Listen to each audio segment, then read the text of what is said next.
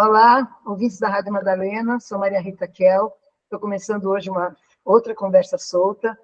As convidadas de hoje, o tema de hoje, foram sugeridos pelo nosso querido Mauro Brasil, e eu gostei muito da ideia. É uma entrevista sobre os conselhos tutelares. Eu mesma não sei muito bem o que são os conselhos tutelares, então a entrevista vai servir para informar muitos de vocês que também não sabem, que a gente sabe que existe, sabe que tem a ver com tutela, mas não sabe bem o que mais, não é? As nossas convidadas de hoje são a Miriam Trolononi, é isso, né? Seu nome? Tronoloni, isso. Tronoloni, e a Suzana Inês. São duas membros do Conselho Tutelar, é isso? Na realidade, nós participamos da organização da eleição dos conselhos tutelares, representando a sociedade civil. Então, a gente faz parte da Comissão Regional Eleitoral da organização. Quando teremos eleições? Então, a eleição vai ser no dia 1º de outubro, das 8 às 17 horas, em todo o território nacional, não é só na cidade de São Paulo, é uma eleição unificada, que acontece a cada 4 anos, e aqui na cidade de São Paulo, nós vamos eleger 52 conselhos tutelares, em todas as regiões da cidade. No caso da região de Pinheiros, é um conselho tutelar para a subprefeitura. Mas, por exemplo, na Zona Oeste, Butantã, são 2 conselhos tutelares. De acordo com a demanda, isso é o número de conselhos na cidade como um todo. Mas, no total, são 52 conselhos na cidade de São Paulo. E quem vota nessas eleições? Miriam e Suzana, quem vota? São eleitores, os eleitores maiores de 17 anos, que votam na cidade, que moram na cidade de São Paulo. E eles votarão nas suas respectivas regiões. Tem um link que a gente pode passar para vocês, para depois divulgar, que quem quiser votar não é na própria escola que vota, mas tem uma relação, né, e eu vou passar para vocês o link, de onde são os locais, de acordo com a escola que a pessoa vota, eles vão dizer, de tal escola você vai votar em tais. E eu estou passando já para vocês, porque é importante a pessoa se localizar, né? Porque eu estou acostumada a votar em tal escola, mas não, vai agrupar algumas escolas. Tá, isso é muito bom, porque já vai no programa também, o Mauro já vai repassar essa informação. Mas vamos agora a algumas perguntas sobre a natureza dos conselhos tutelares. Né? O que são os conselhos tutelares? Eu só conheço o nome, mas eu não tenho ideia de quem que eles tutelam. Tá, legal. Vamos lá. O Conselho Tutelar, ele foi criado em 1990, no Estatuto da Criança e do Adolescente. Foi pensado numa representação da sociedade, então ele é um órgão que tem uma função pública escolhido pela própria sociedade para zelar pelos direitos da criança e do adolescente. Então, a principal função do Conselho Tutelar é zelar para que os direitos da criança e adolescente sejam garantidos, sejam efetivados. Os conselhos tutelares, eles atuam principalmente numa situação onde há violação desses direitos. A Constituição, no artigo 227, ela fala que a criança é sujeito de direitos. Todos os direitos à educação, à saúde, à moradia, à cultura, esporte, lazer, até a convivência comunitária e familiar, todos os direitos são direitos para crianças e adolescentes. E para zelar que esses direitos sejam cumpridos, é um órgão de defesa dos direitos da criança e do adolescente. Muito importante, porque os conselheiros têm que ser da comunidade, conhecer a sua comunidade, conhecer os problemas, porque eles vão ser escolhidos para zelar para que esses direitos realmente não sejam violados e sejam estabelecidos, sejam cumpridos. Você quer acrescentar alguma coisa, Inês?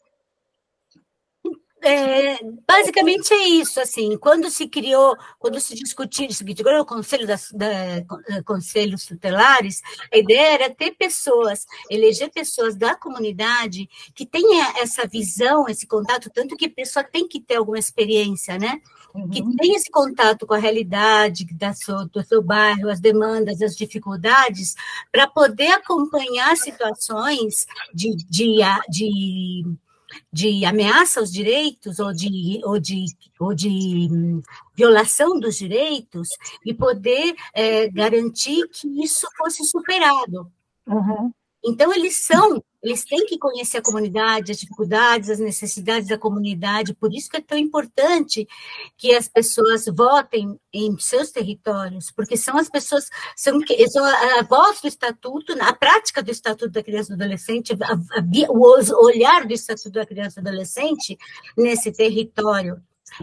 Porque quando se lutou pelos direitos da criança, pelo Estatuto da Criança e do Adolescente, não se quis criar só uma lei, mas se quis criar mecanismo que essa lei realmente na prática acontecesse. Uhum. São os agentes do cotidiano, das famílias, das pessoas que podem ajudar nesse sentido.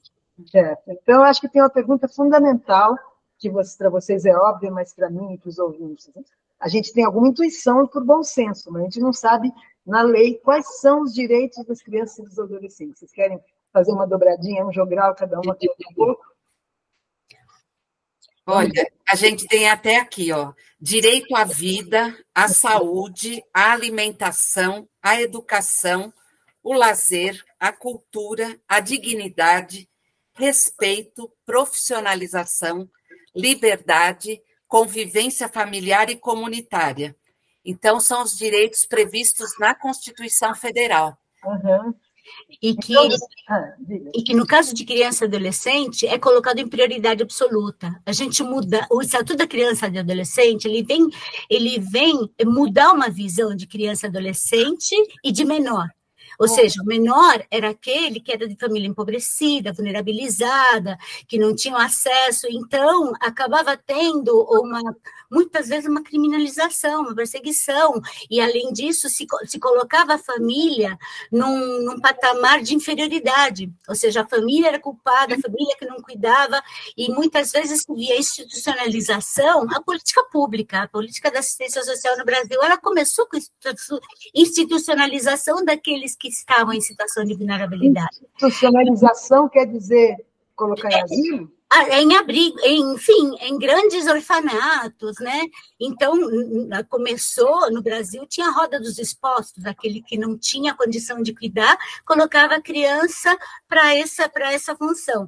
Por muito tempo... É uma roda mesmo, né? Desculpe, para as pessoas você fala muito rápido. Uma roda mesmo, num espaço religioso, havia uma roda, assim, que virava uma portinha, colocava a criança e virava ela para dentro, ou seja, não se garantia o direito à família de proteger e de cuidar da sua criança. O Estatuto da Criança e do Adolescente ele vem para romper isso. Ele coloca que não é só a família, mas é a comunidade e o Estado que são responsáveis por essa criança. E que se não se diferencia uma criança de uma família abastada de uma criança de uma família vulnerabilizada. Então, o Estatuto, ele iguala crianças e adolescentes e tenta romper com essa ideia de que não, é menor, põe uma tarja e manda para a FEBEM. Quer dizer, menor quer dizer o menor infrator.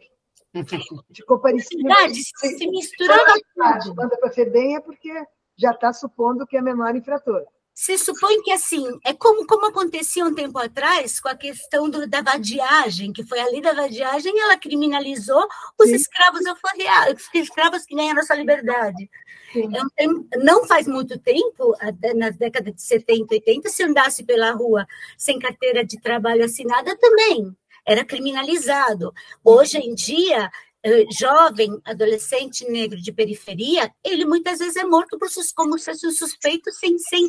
Então, a ideia do Estatuto da Criança e do Adolescente era sair da visão de que menino pobre é suspeito, é menor, e o melhor para ele é ficar na FEBEM do que com a família. Nós temos até livros que falam sobre isso.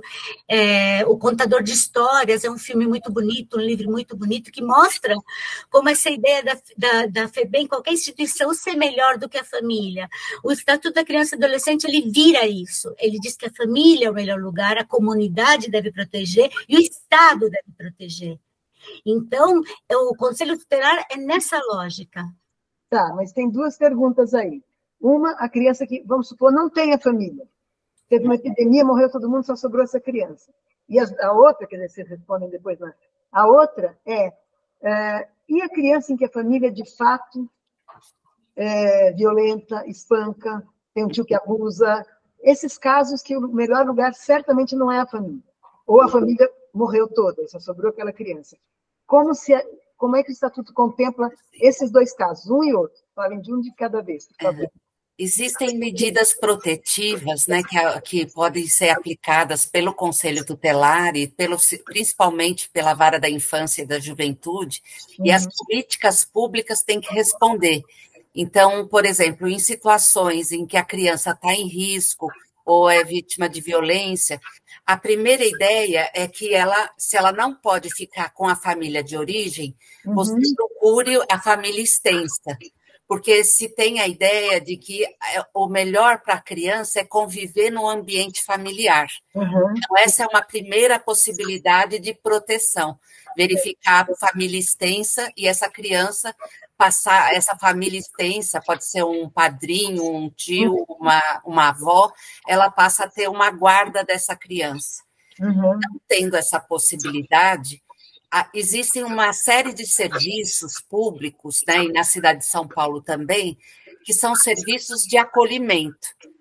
Né? Então, hoje você tem o acolhimento familiar de famílias acolhedoras, que é um serviço público, são famílias que se cadastram, que prestam um serviço, é o serviço conveniado com a Secretaria de Assistência Social, e essa família recebe essa criança por um tempo, não é adoção.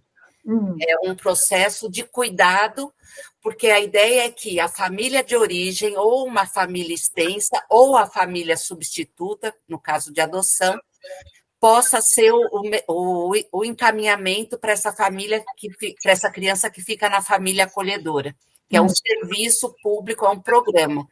Existem outros tipos de acolhimento que antigamente a gente falava de abrigo, e hoje a denominação é Serviço de Acolhimento Institucional.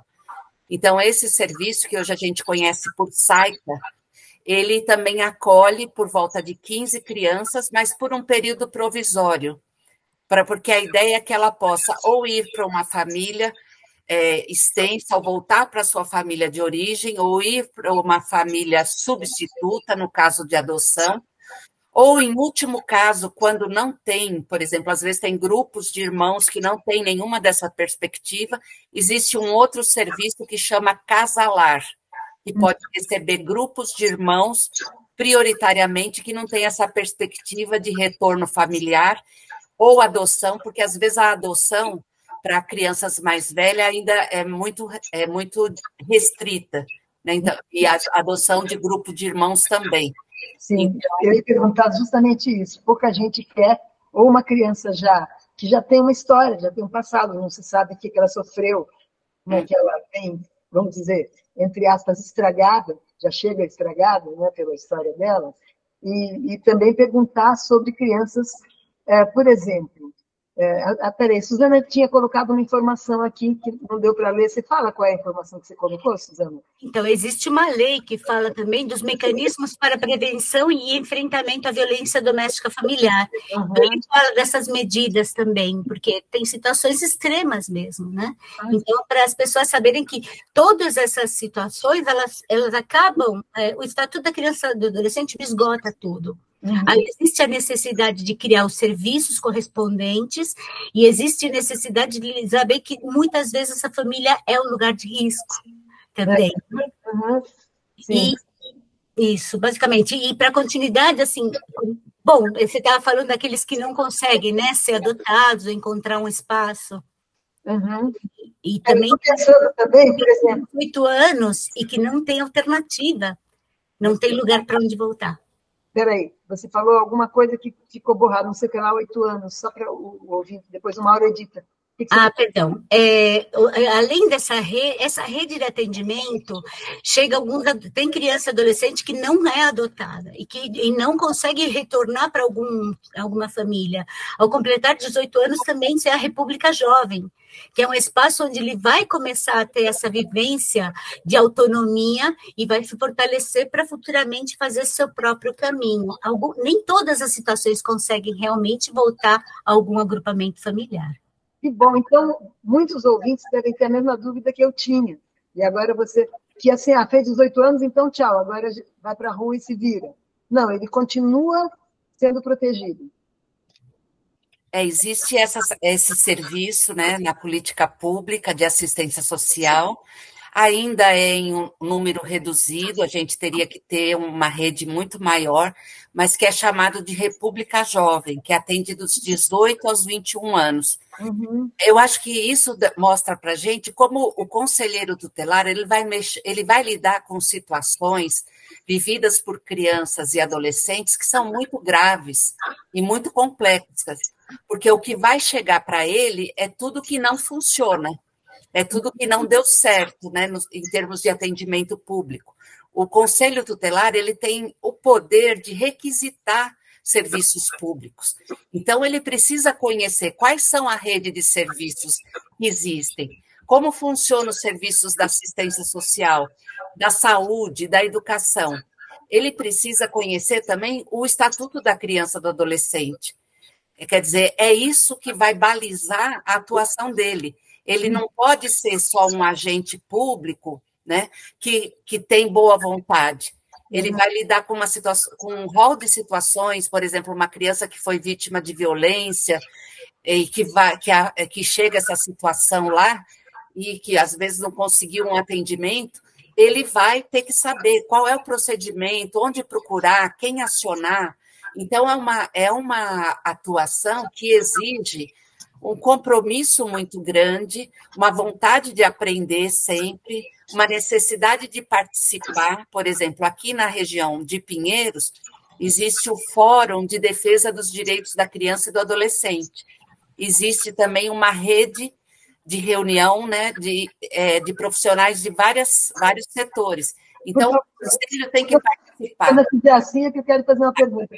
Passa aqui na rádio o endereço do fórum, por favor. Muita gente sabe onde é, mas muita gente não sabe onde é. Tá. Pode passar? Não, são duas coisas, só para a gente entender. Existe o fórum, que é aqui perto na Purpurina, né, que é onde funciona a Vara da Infância, na Vila Madalena. Purpurina, que número? Acho que a Susana vai confirmar e a gente passa. O fórum é um espaço onde tem uma equipe técnica, tem o juiz, né, a juíza da Vara da Infância, inclusive tem defensores públicos, né? E é um espaço. O Conselho Tutelar tem o espaço do Conselho Tutelar. Agora, o que a gente estava falando é que existe aqui uma reunião que é para defender da sociedade civil, que se reúne, as pessoas que querem defender os direitos da criança, elas se reúnem, então são os profissionais, e aqui em Pinheiros a gente faz reunião com as próprias crianças e adolescentes das escolas. Então, o conselheiro tutelar, ele tem que participar dessas atividades, porque lá ele tem contato com crianças, com adolescentes, com os profissionais, é um espaço de integração, porque o conselheiro tutelar, ele não é um serviço público, o conselho tutelar, ele é um órgão público que tem uma responsabilidade muito grande na proteção da criança e do adolescente. Mas não é ele que vai executar, por exemplo, uma medida de proteção. Quem vai executar são os profissionais da saúde, da educação, da assistência social. Então, ele não substitui, porque 5 conselheiros não vão dar conta de tudo, né? Cada região, cada conselho é um colegiado de 5 conselheiros.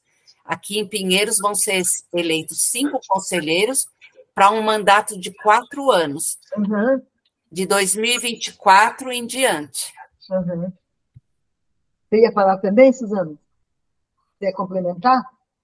Que assim, é importante também entender que o Conselho Tutelar é um órgão colegiado. Então, às vezes, a gente fica preocupada, né? Poxa, mas um conselheiro vai analisar a situação e se ele, de repente, tiver uma visão equivocada? Não, eles fazem um trabalho conjunto de discussão dos casos, dos procedimentos, que tem que seguir a legislação e que tem que seguir o princípio da laicidade. Então, quando se chega numa situação que muitas vezes as pessoas são sujeitas a ter vivido situações semelhantes, né? Então, assim, a questão psicológica, muitas vezes, no envolvimento fica muito maior.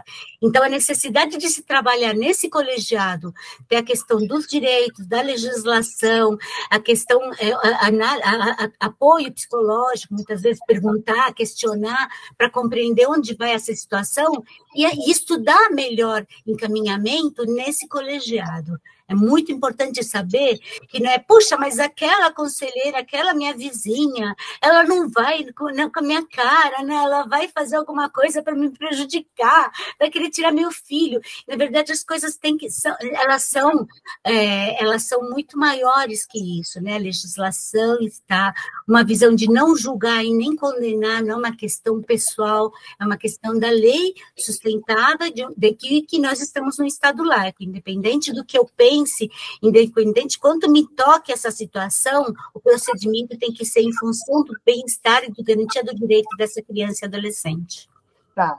Deixa eu fazer uma pergunta, porque até agora, e as minhas perguntas foram no sentido do ouvinte entender o que é. Sim. Né? O Fórum da Criança, o Estatuto da Criança e do Adolescente, o Fórum. Agora eu queria entrar numa segunda parte. Se vocês não querem contar para os ouvintes, que eu acho que isso também é muito interessante, algumas histórias, sem dar nome, podem até mudar dados. Um cara de 18 anos, você fala que tinha 21, para ele não se reconhecer, caso ele seja vendedor. Mas algumas histórias de 21 não teria, porque não estaria no Fórum da Criança e do Adolescente, né? Mas um cara de 14, vocês falam que tem 13, tanto faz.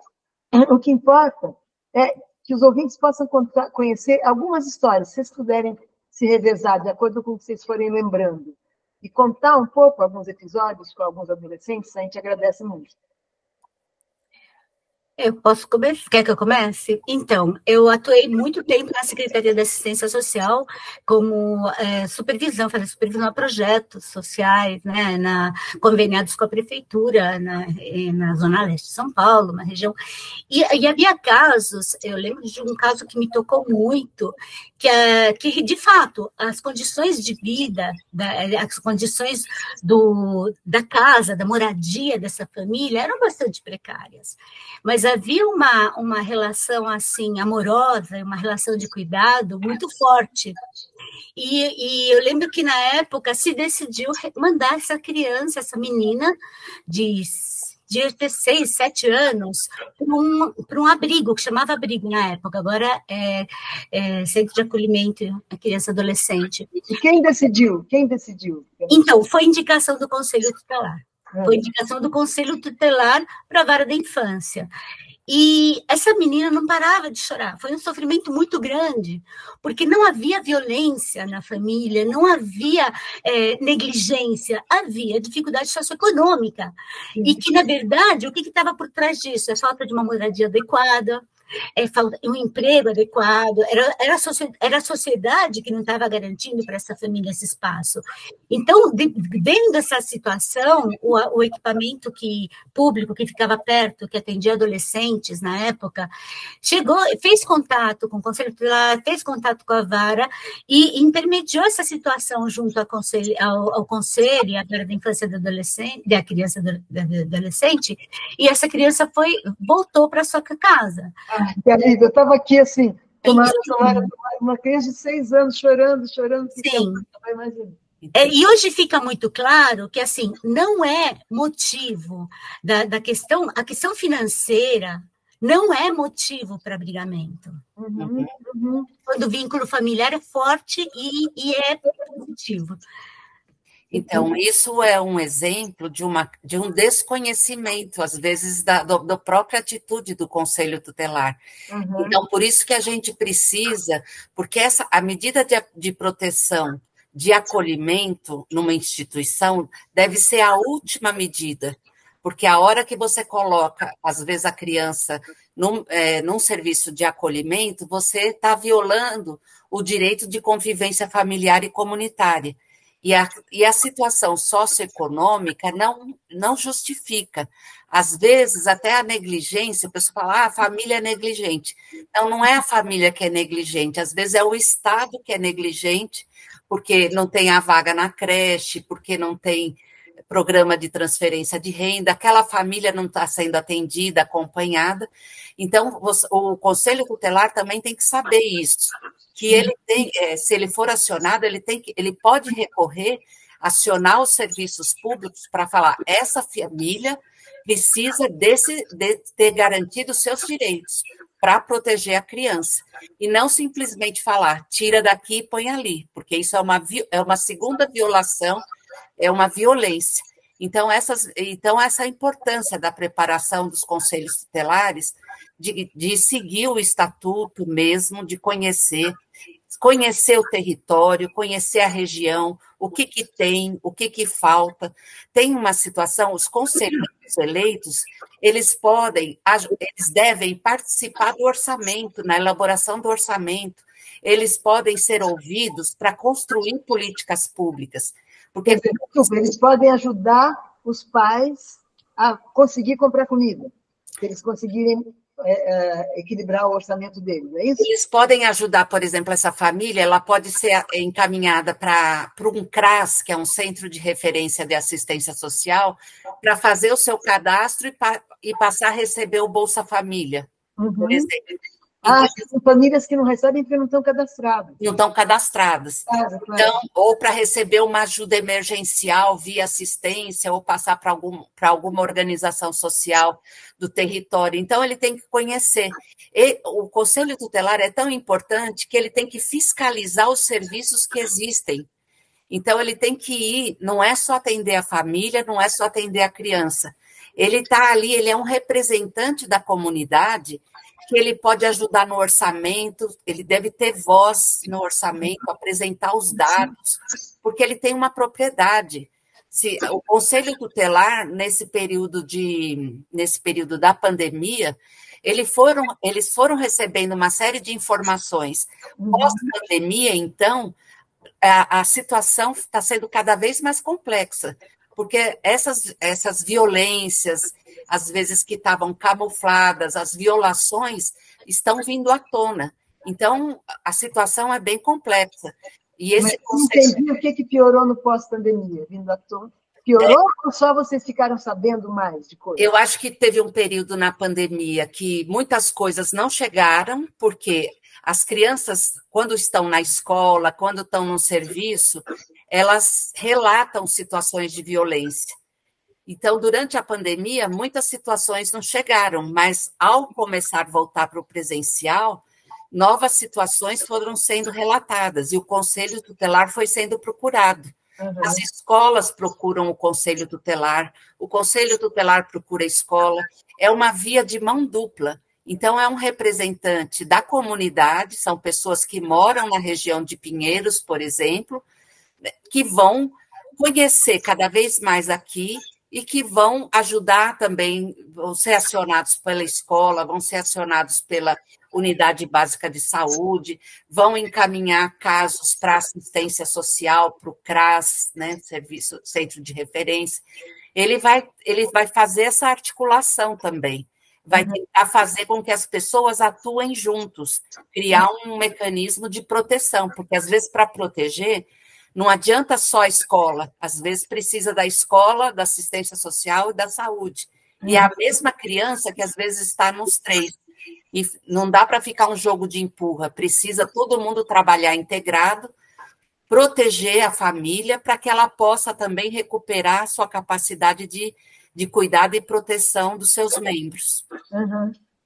Em algumas situações, na região de São Mateus, foi o conselho, foi pesquisando os casos do conselho tutelar que um sociólogo da região conseguiu detectar, conseguiu mapear as áreas que estavam a descoberto de atendimentos, de serviços como CCA, que é Serviço de Convivência de Criança e Adolescente, e ele ia para a rua, ele ia para o farol para pedir, para fazer. Então, serviços, ações como o Programa de Erradicação do Trabalho Infantil, projetos como ampliação de serviços de atendimento, eles também podem surgir a partir desse conhecimento, dessas demandas que o Conselho Tutelar vai percebendo na região. Porque, com certeza, em áreas que têm maior vulnerabilidade, menor cobertura de serviços, os problemas surgem. Sim, existem algumas confusões com relação ao Conselho Tutelar, de pais que ameaçam, ou de escolas mesmo, que chamam o Conselho Tutelar para resolver questões de disciplina na escola. Na verdade, o Conselho Tutelar não vem dar bronca em criança, não vem dar bronca em família. Então, existem aqueles mitos, né? O Conselho Tutelar não pode ser chamado para questões corriqueiras do dia a dia. Existem situações que a escola não dá conta de lidar com criança e adolescente e acha que o Conselho Tutelar vai dar um jeito. Uhum. Às vezes, se detecta, assim, que existe uma situação familiar difícil.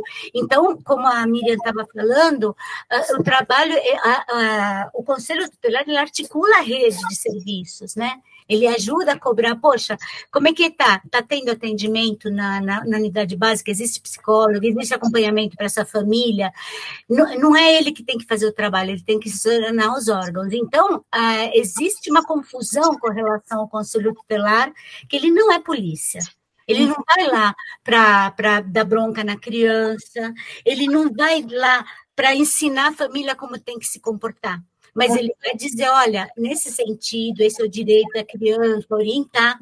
Então, tem gente que ameaça, eu vou chamar o Conselho Tutelar, como se o Conselho Tutelar fosse só para tirar a pessoa da casa. E assim, mas então o que faz? Eu estou com um problema com meu filho que ele não me obedece, eu vou no Conselho Tutelar, o Conselho Tutelar não faz nada? O Conselho Tutelar não é para punir, é para encaminhar. Será que seu filho precisa de mais esporte? Mas ele pode até orientar, mas ele não pode resolver. Ele pode dizer, olha, tem um CCA, tem um lugar para ele fazer, né, orientar o atendimento, mas não resolução.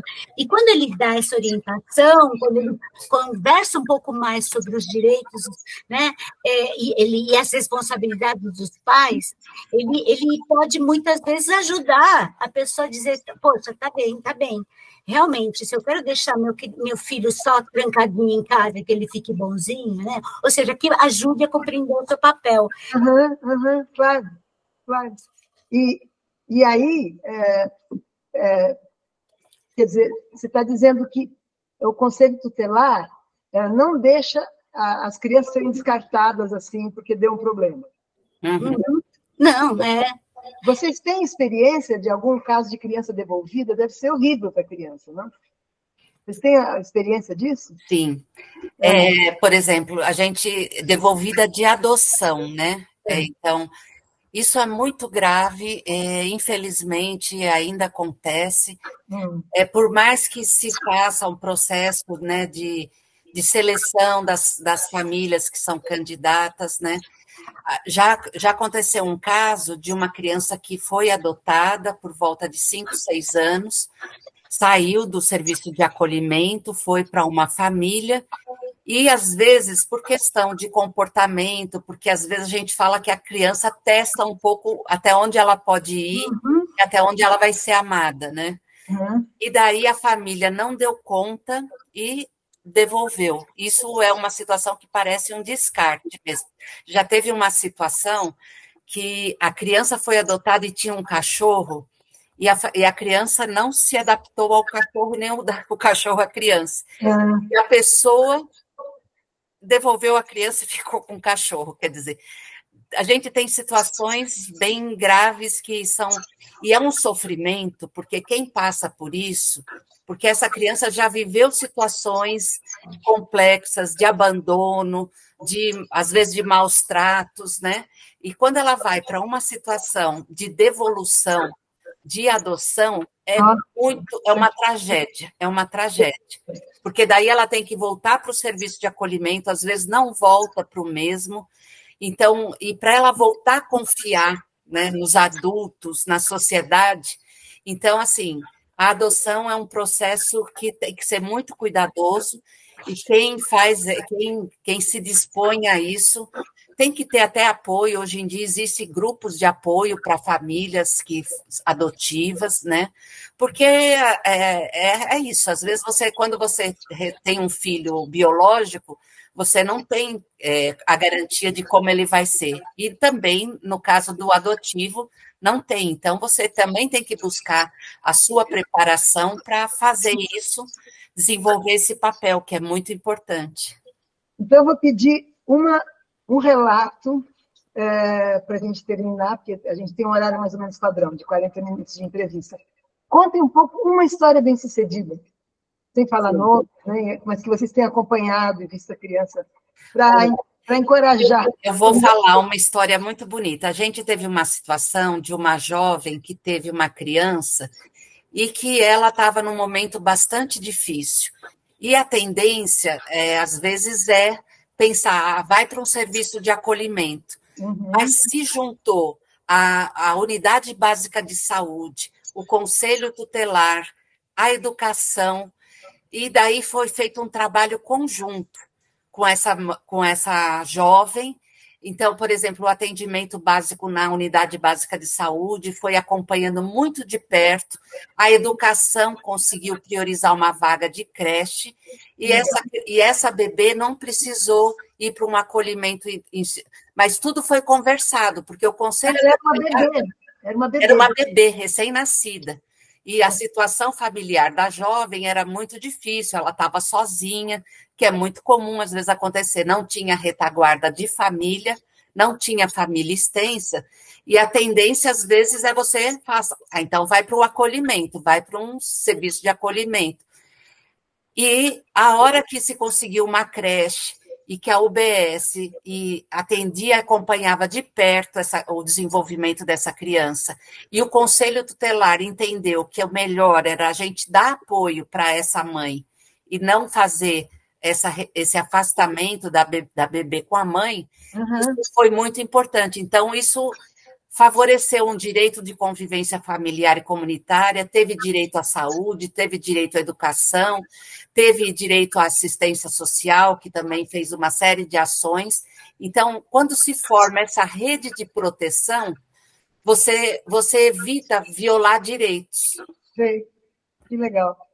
E essa criança foi bem cuidada. Foi bem cuidada, agora já deve estar na escola. Assim. Tá bom. Já faz alguns anos. Miriam, Suzana, muito obrigada. Foi muito bonito, foi bom ter acabado com uma história bem-sucedida também. E parabéns pelo trabalho de vocês. E só um reforço. Sim. Se preparem, reservem seu título, entrem no site da Secretaria Municipal de Direitos Humanos, no site da Prefeitura, para saber onde você pode votar. Aqui em Pinheiros, são 3 escolas estaduais e 3 escolas municipais. Então, não vão ser em todas as escolas, mas se organizem. O nome de alguma delas, não? Você não sabe? Sim, tenho. Fernão Dias. Onde eu estudei. Tá, Ludovina e Vitor Oliva, são 3 estaduais. Beleza. E até quando se pode votar? Não, se vota no dia 1º de outubro. Nas municipais, Maria Antonieta Dalkmin, José Dias e Emei Zilda Franceschi. Mas quem quiser conhecer os candidatos, no dia 24, na subprefeitura, às 9h da manhã, nós vamos ter um debate. Aqui em Pinheiros tem 12 candidatos para serem eleitos, sim, fora os suplentes. Então, quem quiser conhecer, dia 24 de agosto, 9h da manhã, no auditório da subprefeitura. E no dia 15 de setembro, no Sesc Pinheiros, a partir das 17h, vai ter uma rodada de apresentação. Quem puder ir lá no Sesc vai poder fazer pergunta para cada candidato e vai ter uma atividade cultural à noite, no dia 15 de setembro. Então, é um espaço para conhecer os candidatos e a gente poder escolher os melhores, os que têm mais conhecimento, mais compromisso com a proteção e com o direito da criança e do adolescente. Que bom. Diga, agora já... Eu compartilhei com vocês no chat tantos links para os locais de votação e as escolas, que tem as escolas e os nomes dos candidatos de cada região, que pode, para quem quiser consultar, que caso alguém que escute aqui seja de outra região, e as datas dos 2 encontros, de 24 de agosto e de 15 de setembro. Caso consigam colocar na descrição da página, alguma coisa vocês consigam compartilhar, ajuda muito também. E a gente pode pegar depois o endereço e o telefone do Conselho Tutelar de Pinheiros, se interessar. Eu falo de Pinheiros porque a rádio é da Vila Madalena, né? Não sei se interessa, mas... Não, é de online, ela fica... Qualquer um pode acessar. Então Bom? Tá bom. Miriam, Suzana, muito obrigada. Muito obrigada a você. Foi um prazer. Foi uma entrevista muito tocante para mim, muito comovente. Tá bom, obrigada. Obrigada. Espero que tenha ajudado. O que precisar da gente, Mauro, depois de informação para montar o vídeo, a gente está à disposição. Beleza. Obrigado, hein? Um grande abraço. Tchau para vocês, Maurão. Tchau, Rita. Tchau, pessoal. Tchau. Obrigada, Maria. Abraço.